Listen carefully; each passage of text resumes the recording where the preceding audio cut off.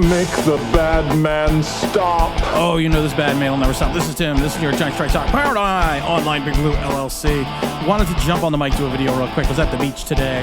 We did not have our Sunday Giant show at 10 a.m. this morning. We'll have one during the week, probably at 4 p.m. on Tuesday. I want to talk about the Jet game. I want to talk about the cuts that have come in. Wondering why Matt from Connecticut is still on this team. He is a turnstile. Watching him play last night, and that's everyone knows Matt Pert or Perret. It doesn't matter. It doesn't matter. You know, it's funny. Carl Banks says it one way, Bob Papa says it another way. You never know. Whatever way his name is, whatever his name should be cut. And I love it because the venerable Carl Banks, he can be a homer at times, was pointing some things out that he did poorly.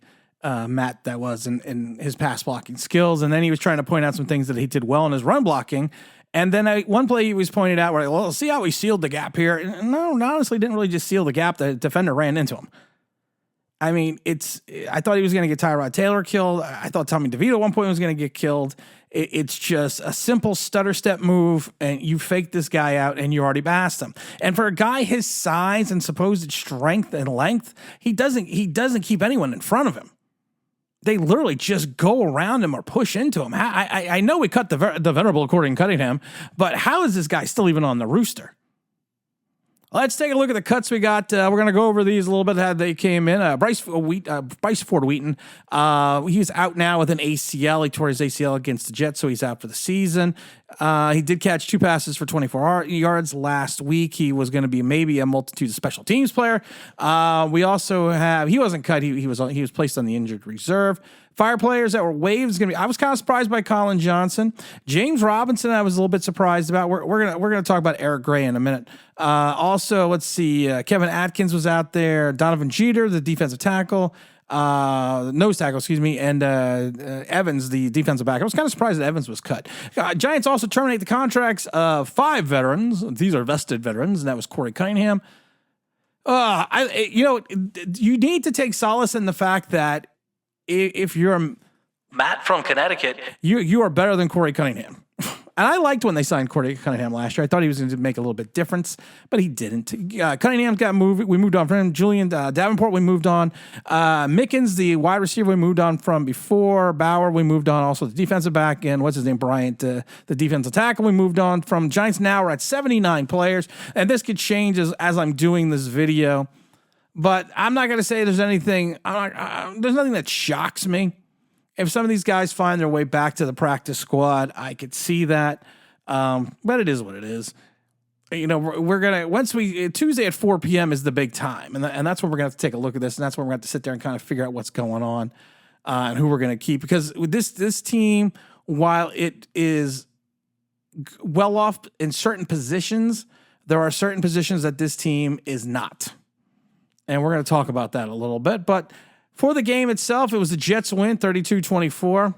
Like I said, after the first 2 series with Aaron Rodgers, was nothing to get excited about. It was nice to see Isaiah Simmons get in the game, get into a little bit of the mix. I like how people are going crazy that he rushed Aaron Jones. Aaron Rodgers. Sorry, Aaron Jones. He rushed. I was thinking of the cornerback, Aaron Jones from the Jets. He rushed Aaron Rodgers. Okay. I'm not going to, he's got speed, but, speed. Al Davis, RIP, started drafting speed in the 70s and the 60s and 70s with the Raiders, going back to when he had the Mad Bomber, Darryl LaMonica. The quarterback to throw the ball a country mile, and he wanted guys that could run, 4-3 to go get it, but a lot of those players never worked out. Speed sometimes does not translate into athleticism or translate into football smarts. Speed is used sometimes to make up for what you make mistakes mentally in regards to playing the game. And I'm not saying that's going to happen to Isaiah Simmons, but I need to see more than just speed. I need to see the talent. I need to see with wherewithal. I need to see the positioning. I need to see the awareness. I need to see the understanding on the field before I go gaga about it. Listen, I was a fan of him when he came out in the draft. Simmons, that is, and if the Giants took him later in the draft, I wasn't going to be upset about it. But I always felt positionally he didn't have a position. And I still think he's going to kind of be that hybrid guy that's going to play he's going to play in the slot. He's going to play safety. He's going to play a little bit linebacker. He's going to play a little bit in the rush. I love how people are getting on Tyrod Taylor. Tyrod Taylor almost got himself killed. numerous times because of Matt Uncut from Connecticut. He literally almost got himself killed like at least 7 times. And he only dropped back 4 times. Same with Tommy DeVito. 19 to 29, 210 yards, 1 touchdown, 1 interception. He did some good, did some bad. The running back situation, Corbin, I would like to have seen a little bit more of Corbin. He only got 6 carries because you have a feeling that he is not going to, he's probably not going to make this rooster. And I was kind of hoping that he was going to maybe return a punt or 2. I saw Jamison Crowder return a punt. Jamison Crowder may make this team now that Bryce Ford Wheaton has gone down. Eric Gray, 7 carries for 11 yards. You know what the thing is? Eric Gray also has 4 catches for 48 yards. Maybe he's going to be going back to the old school of Tony Galbraith type back like the 86 Giants. Catch the ball out of the backfield. He just doesn't have that burst. You know what he does? He plays in space. And this is what Eric Gray does well. He plays in space.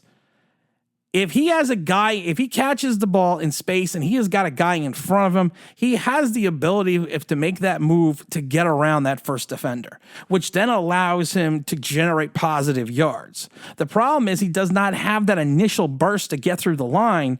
And if you roll him out like on a screen and he has a defender in front of him, he's probably not going to get around that defender because there's probably a secondary defender behind that first defender. But like I said, he can juke you out in space. But if you put him in a situation where you need him to use a burst and you need him to use the speed and you need him to get through the line or even around the corner, he just doesn't have it. You could see how, I'm not going to say he's slow because he's a hell of a lot faster than me. But like I said, he just doesn't have that burst. And I wish he did. And like I said, if you want to keep him as a third down back because you're going to keep Barkley, you're going to keep Breida. I don't know what's going on with Brightwell. Brightwell may be a casualty because you figure if they don't keep Brightwell, they're going to keep Eric Gray. And Eric Gray is going to play special teams. I also don't see what you're going to get out of him with punts, though, because he just does not have. I talked about it before. There used to be an old giant named Leon Bright. And Leon Bright, his claim to fame as a punt returner was the fact that he never took a fair catch. Literally never. His career literally almost got ended with the Giants. I think it was against Philadelphia because he didn't call for a fair catch and got destroyed. But that was his claim to fame, and that was his career. And he would get you a good 5-6 yards every time. But that's what he would do, and I kind of have a feeling that's what Eric Gray is going to do. And hopefully they're not going to go the Parcellian route because Parcells used to basically have, especially when he had McConkey, he knew McConkey wasn't going to get much, in reference to yardage but he also knew that McConkey was going to catch the ball. So hopefully Eric Gray can be maybe a 4th running back and a returner. I don't know. I'm just not seeing it. I like Cager. I think Lawrence Cager should make this squad. I think that's going to be interesting. Jamison Crowder got into the action a little bit. I still think Crowder should be on this team as a returner. I still think you need to go it that way. You have the dangerous David Sills. David Sills, 6 catches, 81 yards, 13.5. He had that nice touchdown. Some nice jumping catches against the third teamers and Home Depoters. When are we going to just cut this guy? Can we just please cut this guy? We saw in 12 games last year? He just doesn't have it. And on that interception, he didn't even come back and fight for the ball. And then he just let the guy get up and run in for a touchdown. They teach you, going back to Pop Warner, you play till the whistle is blown. He made 0 effort to get off his ass and go after the interception. 0 effort. He just laid down. And then he comes back with a couple great catches. Great. But here's the problem. You came back with a couple great catches, but you also gave up 6 points. Because you had 0 effort coming back in the ball on a bad pass, which was a rush from old Matt's side of the line. He had a rush off of that. You allowed him to get through. And then you allow him to get in front of you, and then you don't make any effort to get up and run after the guy. That's another guy we just got to cut. Please, can we just cut him, please? I'm trying to think who else here. Sterling Shepard got in the action a little bit. Shepard's probably going to make this team. If you're going to look in the backfield, I think, it's interesting. We had some injuries as well, so that's going to be a reflection. Carter Coughlin was all over the field, though he only had 2 tackles. I think Carter Coughlin probably is going to end up making this team as well.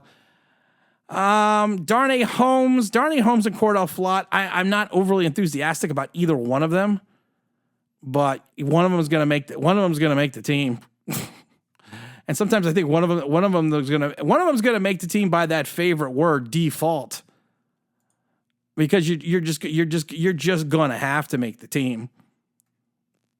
And like I said, positionally, I think we're pretty well off in some positions, but like I said, I still think the offensive line is just horrid. The talent behind the starters is just horrid. Oh, and the kid that came over from the Lions, I can't remember. I can't ever say his name. He's just got to go. He's just got to go down and just don't go away, man. Just go away, because of the fact that even like they said in Detroit, if he jams you at the front of the line, that's great. But if you get past him, that's it. He's not gonna play catch up. I'm trying to think who else on this team. Oh, Matt. Just keep thinking of Matt from Connecticut. I don't know how I would have cut him on the plane. Oh, they weren't on the plane. They played at home. I would have cut him on the bus. O'Shane Zimenez is another guy that just really did nothing. Really did nothing in my mind to stand out to make this rooster.